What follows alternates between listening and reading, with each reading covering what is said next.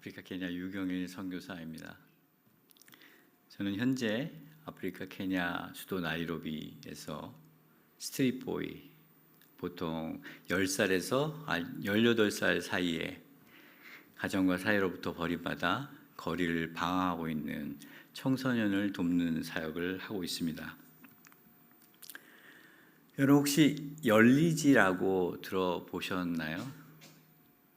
두 나무가 오랜 시간 서로 맞닿아 한 나무가 되는 현상을 열리라고 하는데, 가지가 붙으면 열리지, 줄기가 붙으면 열리목, 그리고 뿌리가 붙으면 열리근이라고 합니다.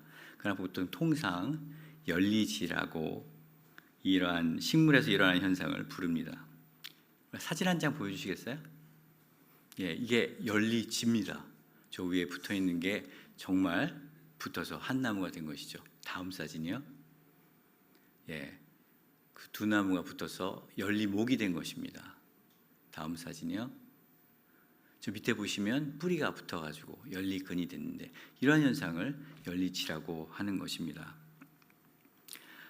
이번 한국 방문 기간 중에 제주도에 잠시 다녀왔습니다.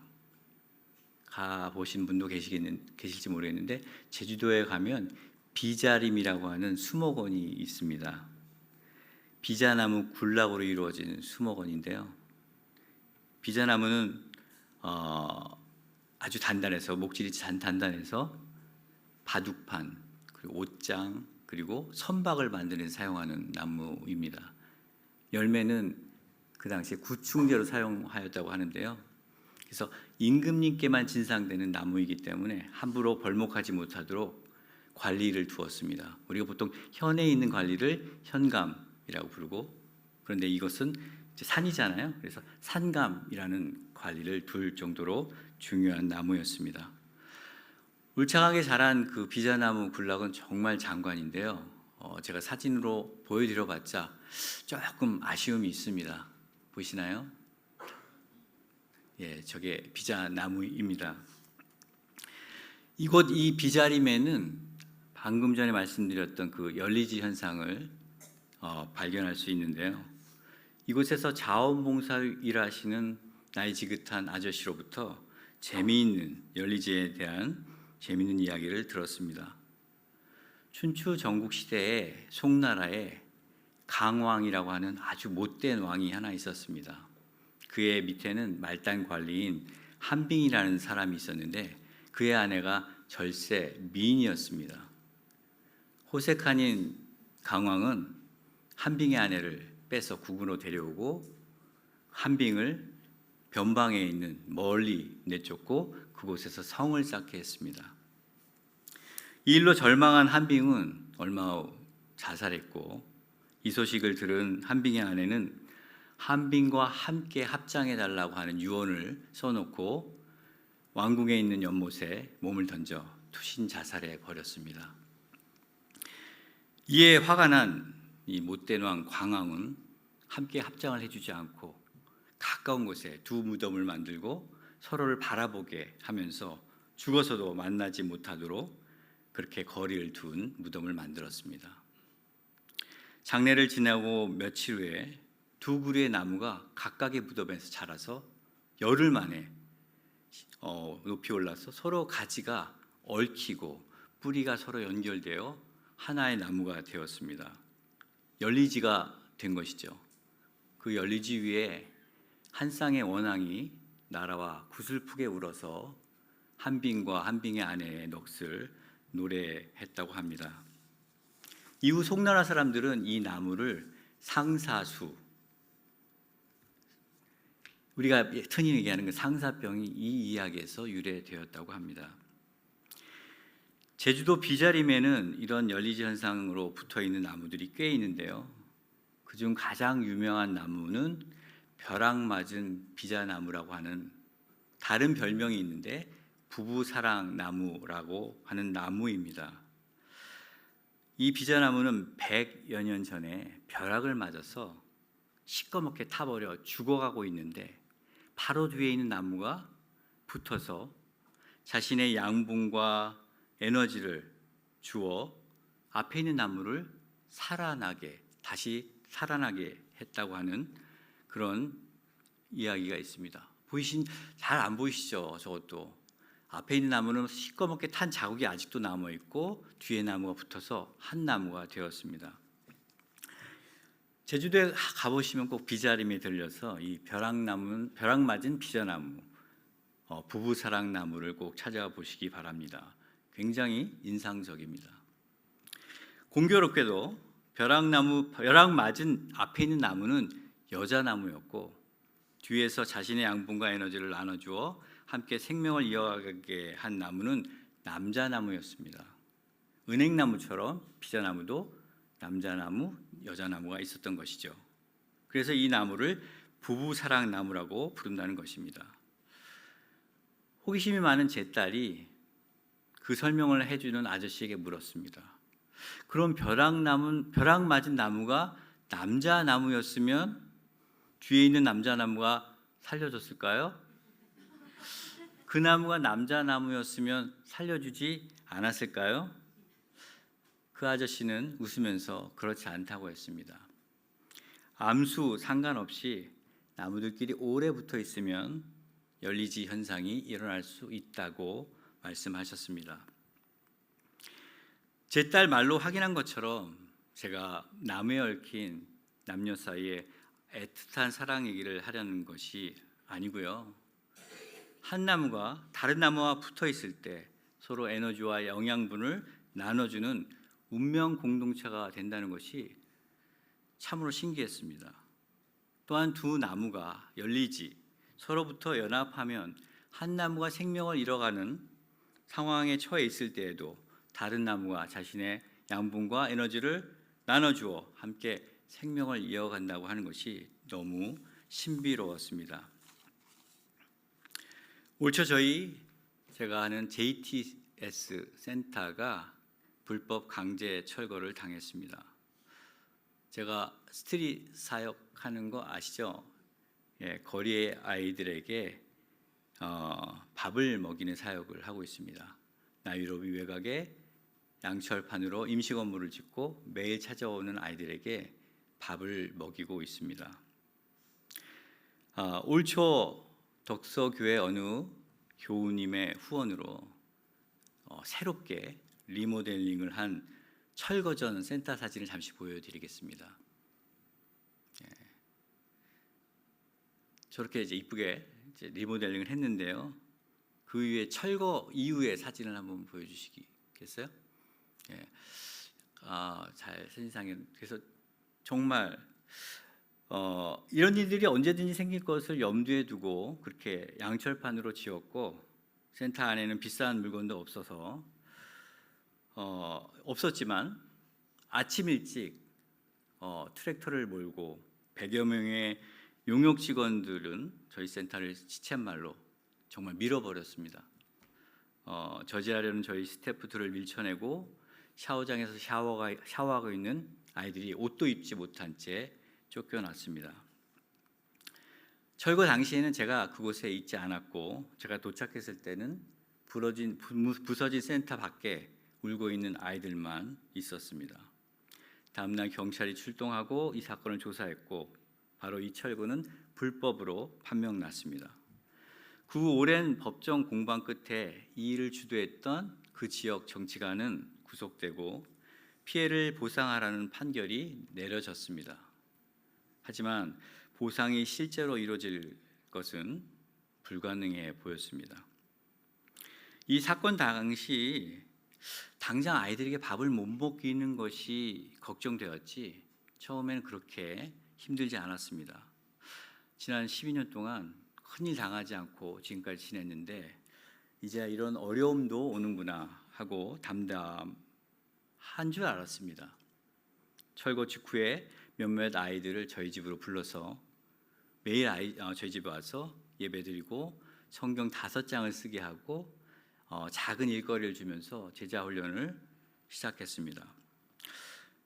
며칠이 지나고 몇 주가 지나면서 제 안에 어떤 질문들이 생기기 시작했습니다. 왜 이런 일이 생겼을까? 내가 뭐 잘못했나? 혹 이렇게 대처해야 했는데 그렇게 대처하지 못했나? 시간이 지날수록 허탈감과 무기력감이 몰려왔습니다. 아이들은 계속해서 센터를 열어달라고 하는데 피해 보상은 요원하고 무엇보다도 제 안에 다시 시작할 에너지가 생기지 않았습니다. 몸의 이곳저곳에서 이상 신호를 보내기 시작했습니다. 그렇게 몇 개월을 지내고 한국 방문을 하게 되었죠. 한 달 동안 여기저기 건강을 체크하면서 저는 아무런 공식 일정 없이 가족들과 집에서 시간을 보냈습니다. 그런데 그 기간 동안 저는 이전과는 다른 하나님과의 만남을 시작하고 있었습니다. 정말 조용히 아무 소리 없이 하나님과 오랫동안 머물렀습니다. 때로는 소리내어, 때로는 소리 죽여 주님의 이름을 불렀습니다. 주님, 나의 주님, 예수님, 나의 예수님. 그렇게 한 달 동안 한국에 있는 부모님 집에서 치과하면서 하나님을 부르짖었을 때 서서히 내면 안에서 어떤 알 수 없는 힘이 생기기 시작했습니다. 정말 아무것도 할 수 없을 것 같았는데 다시 움직이고 싶은, 다시 뭔가를 시작하고 싶은 마음이 생겼습니다. 한국 방문 전에 제주도에서 펜션을 운영하시는 분에게서 연락을 받았습니다. 제주도에서 한 달 살기, 제주도에서 1년 살기 컨셉으로 펜션을 운영하고 있는데 특별히 케냐와 이스라엘 계시는 선교사님에게 펜션을 무료로 빌려준다는 제안이었습니다. 제안에서 시작된 그 알 수 없는 힘을 의지해서 저는 가족들과 서울에서 시작해서 친척과 지인 그리고 친구들이 있는 천안, 전주, 영암, 완도에서 배에 차를 싣고 거기서 제주도에서 며칠간을 지냈다가 다시 완도로 와서 부산 그리고 부산에서 서울까지 그렇게 오는 일정을 잡았습니다. 많은 지인들을 만났습니다. 목회에 지쳐서 더 이상 꿈꾸지 않고 있는 친구 목사를 만났습니다. 가족 때문에 힘들어하는 지인들을 만났습니다. 병에 걸린 아들 때문에 원인을 알 수 없는 병으로 고생하는 손주 때문에 안타까워하는 분들, 아내와 이혼하고 아들을 외국으로 유학 보내고 삶이 무료하여 그렇게 지내고 있는 친구, 아버님의 암 진단, 어머님의 치매 때문에 동시에 그것이 일어나서 어쩔 줄 몰라고 하는, 당황하고 있는 분들을 만났습니다. 자식의 이혼으로 그리고 그에 따른 마약 중독으로 힘들어하는 부모님들을 만났습니다. 2년 전 떠난 아내 때문에 아직까지 슬픔과 심한 우울증에 걸려서 약을 복용하고 있는 분도 계셨습니다. 그렇게 만난 거의 모든 분들의 삶이 녹록치 않았습니다. 제가 만난 그분들이 유독 특별히 어려움에 처해 있었던 것이 아니라 이 땅에 사는 정말 많은 분들의 삶이, 심지어 우리 믿는 그리스도인의 삶도 그렇게 만만치가 않다는 것을 알게 되었습니다. 그런데 안타깝게도 그렇게 만난 많은 분들이 하나님과의 화해가 필요해 보였습니다. 차마 제게 하나님을 원망한다고는 말하지 못했지만 고난 중에 힘들어하고 있었고 낙심해 있었고 때로는 화가 나 있는 분들도 계셨습니다. 하나님을 떠난 분들은 거의 없었지만 하나님께 서운해하고 있는 분들은 있었습니다. 이해가 안 된다고, 왜 내게 이미 다 정해진 거 아니냐고 하나님과의 화해가 필요해 보였습니다. 감히 우리가 무엇이라고 하나님께 서운해하고 화를 내고 심지어 원망을 할 수 있겠습니까? 그럼에도 불구하고 우리 하나님은 우리를 용납하고 우리를 기다리고 계십니다. 우리를 사랑하시는 하나님의 은혜를 의지하여 우리는 그분께 돌아와야 합니다. 하나님과 화해해야 합니다. 사실 누구보다도 제가 하나님과 화해가 필요한 사람이라는 것을 그분들과의 대화를 통해 깨닫게 되었습니다. 그분들의 아픔이 느껴졌습니다. 저보다 더 힘들고 어려운 그들의 상황에 제 자신이 부끄러웠습니다. 선교사라고 목사라고 남들 앞에서 힘들면서도 아무렇지 않은 듯 위장하고 전혀 그렇지 않으면서도 거룩한 척하면서 계속해서 나는 저들과 달라야 돼. 위선을 떠는 저의 모습에 지쳐버렸습니다. 제 자신에 대한 깊은 실망과 함께 제 삶을 통해서 너무나 관대하셨던, 그리고 특별히 은혜를 베풀고 저를 봐주셨던, 정말이지 너무나도 봐주셨던 그 하나님의 은혜를 잊고 그런 하나님께 서운해하고 있는 제 자신을 발견하게 되었습니다. 제가 정작 하나님과의 화해가 필요한 사람이었습니다. 이번 여행 기간 동안 만났던 많은 사람들과 저의 사정, 저의 사역 이야기를 나눈 적이 별로 없습니다. 적게는 서너 시간, 길게는 밤이 맞도록 당신들의 이야기를 저에게 들려주었습니다. 끝이 없는 이야기를 들었습니다. 외람되지만 부끄럽게도 제가 목회를 시작한 지 22년이 된 지금에서야 진심으로 그들의 고통에, 그들의 아픔에 공감하고 있었습니다. 그들의 고난이, 그들의 쓰라림이 나의 아픔같이 느껴지고 그들을 위한 기도가 절로 나오게 되었습니다. 그냥 판에 박힌 기도하겠습니다가 아닌, 그들이 이야기하는 내내 저는 기도하고 있었습니다. 저의 작은 고난이 제가 다른 이들의 아픔에 귀 기울이고 좀 더 나은, 좀 더 진심 어린 관심을 갖게 했습니다. 저의 고통이 저를 하나님께 돌아가게 하고 있었습니다. 소설 빙점으로 알려진 미우라 아야코는 평생 여러 가지 질병으로 오랜 시간 병상에 있었습니다. 그런 그녀의 글 중에 이런 시가 있습니다. 병들지 않고서는 들지 못할 기도가 따로 있습니다. 병들지 않고서는 믿을 수 없는 기적이 따로 있습니다. 병들지 않고서는 들을 수 없는 말씀이 따로 있습니다. 병들지 않고서는 가까이 갈 수 없는 성소가 따로 있습니다. 병들지 않고서는 우러러 볼 수 없는 얼굴이 따로 있습니다. 병들지 않고서는 나는 인간이 될 수조차도 없습니다. 사랑하는 덕소교회 교우 여러분, 하나님께 돌아오십시오. 육체의 병마로, 마음의 병으로 고통 중에 계신 교우님 계십니까? 그 고통을 가지고 하나님께 나아가십시오. 우리 고통은 하나님께 드리는 최고의 예물이 될 수 있습니다. 왜요? 그 고통 안에 우리의 전부가 담기니까요. 그래서 그 고통을 가지고 하나님께 나아가십시오. 그분은 우리를 외면하지 않으실 것입니다. 죄송합니다.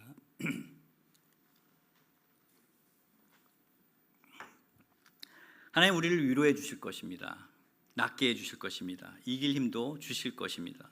해결되지 않던 답도 얻게 될 것입니다. 성경이 말하는 두 가지 생명이 있습니다. 한글 성경이나 영어 성경은 생명 그리고 라이프 이렇게 한 단어밖에 없는데 헬라어 성경에는 두 가지 단어를 사용합니다. 비오스와 또 다른 하나는 조에입니다. 비오스는 생물학적인 생명입니다. 태어나서 성장하다가 때가 되면 죽게 되는 생명입니다. 반면 조에는 영적인 생명입니다. 하나님과 그의 아들 예수 그리스도를 통해서만 얻게 되는 영원한 생명, 조회입니다. 하나님과 진정한 연합이 있을 때 우리는 그의 생명에 전염됩니다.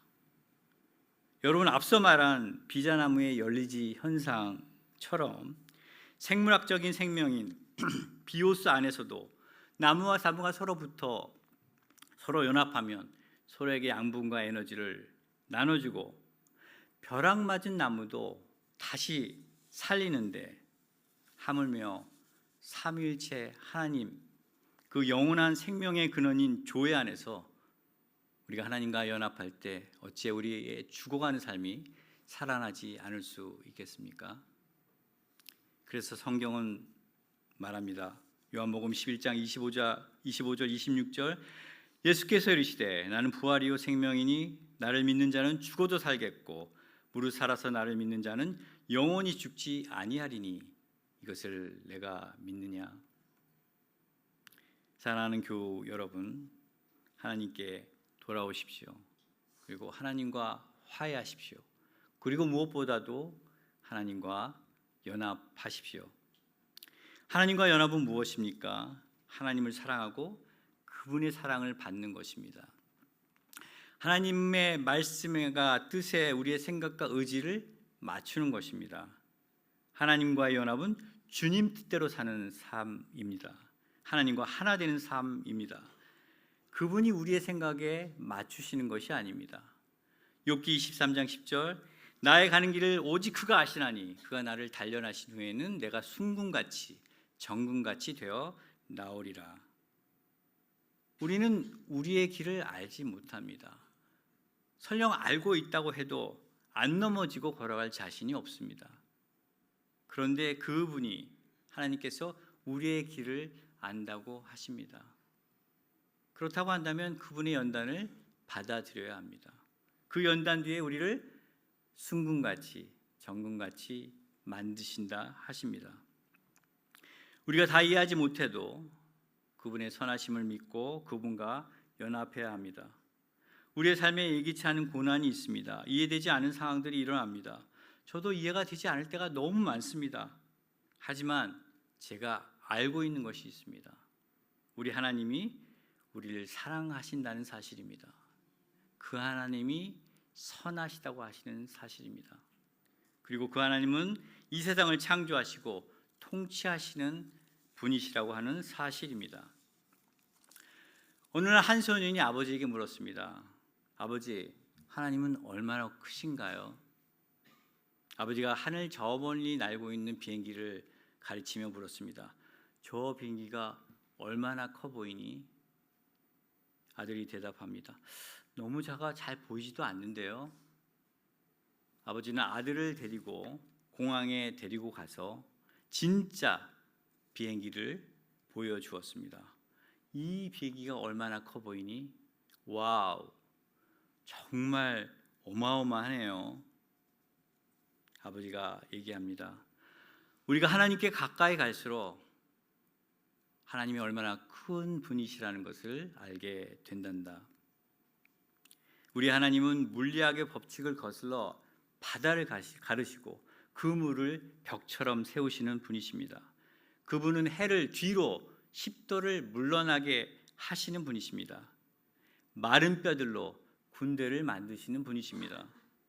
문둥병, 한센병을 고치시고 눈먼 자를 눈뜨게 하신 분이십니다.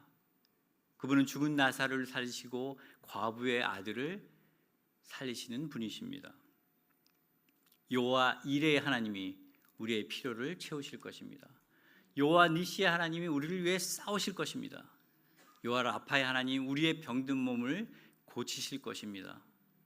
여호와 샬롬의 하나님이 우리를 평강으로 이끄실 것입니다. 하나님께서 우리를 사랑하십니다. 그분은 우리에게 좋으신 분이시고 선하신 분이십니다. 자신을 따르는 자들의 기도에 응답할 준비가 되어 있으시고 그럴 마음도 있으시고 그럴 능력도 있으신 분이십니다. 우리 하나님께 소망을 두십시오. 우리를 소원의 항구로 이끄실 것입니다. 오늘 안심기도에 나오신 덕소교회 교우 여러분, 하나님께 돌아오십시오. 하나님과 화해하십시오. 그리고 무엇보다도 하나님과 연합하십시오.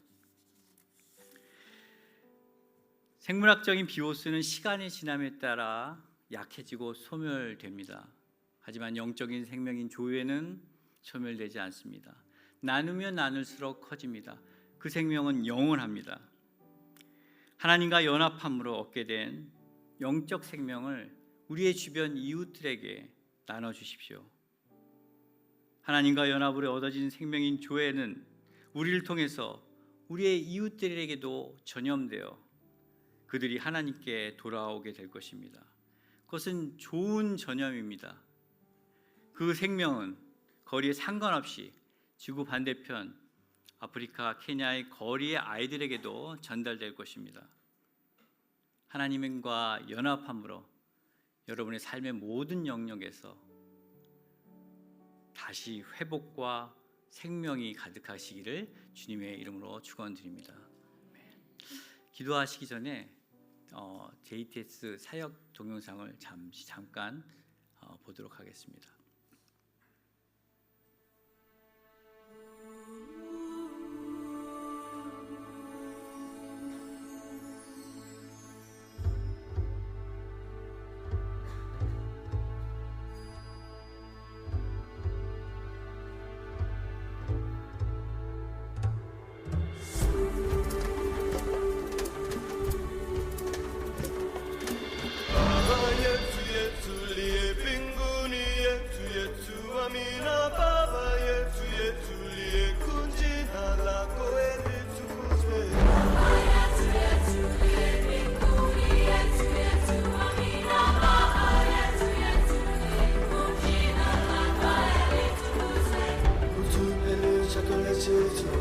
Tunachohitaji utusamehe makosa yetu, nasi tunapowasamehe wale utukosea, usitutie katika majaribu, lakini utuokoe na yule milele na milele.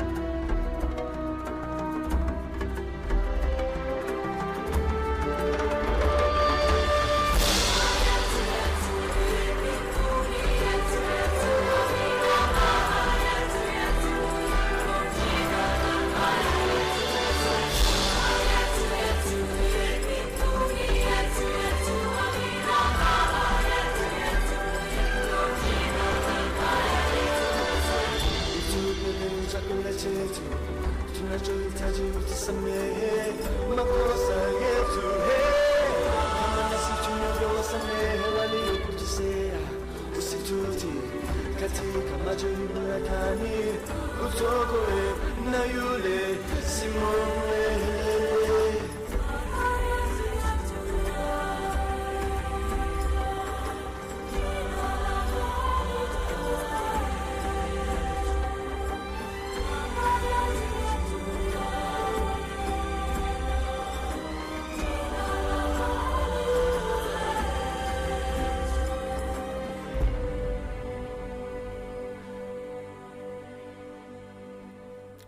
기도하겠습니다.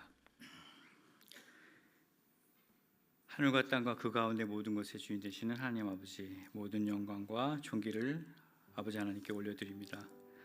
오늘 이 부족한 자가 혹여 말로 당신의 영광을 가렸다면 용서하여 주시고, 오직 필요한 말씀으로 살아가는 교우들을 먹여주시옵소서. 우리가 주님께 돌아올 수 있도록 하시고 더욱 하나님과 연합할 수 있도록 이끌어 주시옵소서. 주의이신 하나님의 영원한 생명으로 우리 교우들의 모든 삶의 영역들이 회복되는 역사를 허락하여 주옵소서. 예수 그리스도의 이름으로 기도드리옵나이다.